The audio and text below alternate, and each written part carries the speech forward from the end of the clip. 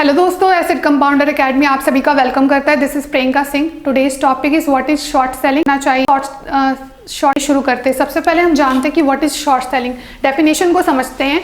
A short selling is an investment और a trading strategy that speculate on decline in a stock or other security price। Means कि जो short selling है एक तरह का investment और ट्रेडिंग स्ट्रैटेजी है, जिसमें क्या करते हैं हम स्पेक्यूलेट करते हैं, अंदाज़ा लगाते हैं कि कोई भी स्टॉक या अंडरलाइन सिक्योरिटी मतलब कोई भी इंडेक्स का शेयर प्राइस है वो डिक्लाइन जाने वाला है, ऐसा हम सोचते हैं। It is an advance strategy that should only be undertaken by a experience trader और इन्वेस्टर। मीन्स बोला जा रहा है कि ये एक तरह का एडवांस स्ट्रैटेजी है जिसमें कोई एक्सपीरियंस या एडवांस ट्रेडर्स को यूज़ करता है।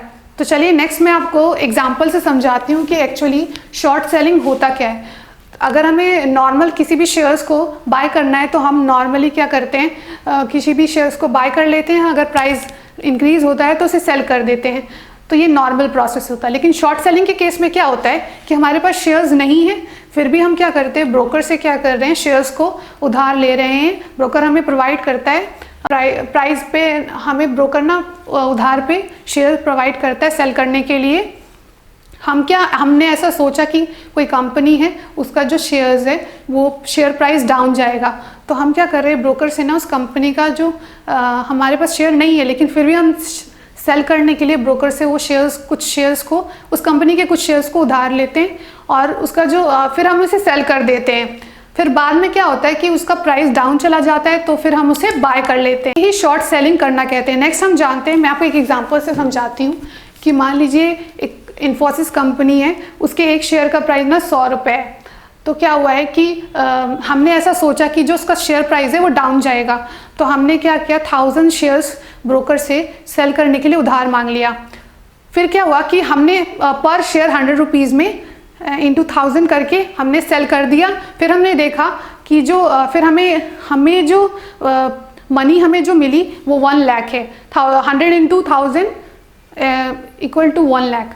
देन क्या हुआ कि जो इन्फोसिस का शेयर था 100 रुपीज़ से ना 90 रुपीज़, 10 रुपीज़ डाउन चला गया।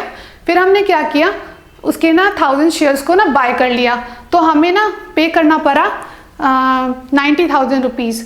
तो यहाँ पे हमें ना प्रॉफिट हुआ कि कम पैसे लगे बाय करने में। इसे ही शॉर्ट सेलिंग करना कहते हैं। नेक्स्ट हम जानते हैं कि is short selling always profitable. क्या शॉर्ट सेलिंग हमेशा प्रॉफिटेबल होता है?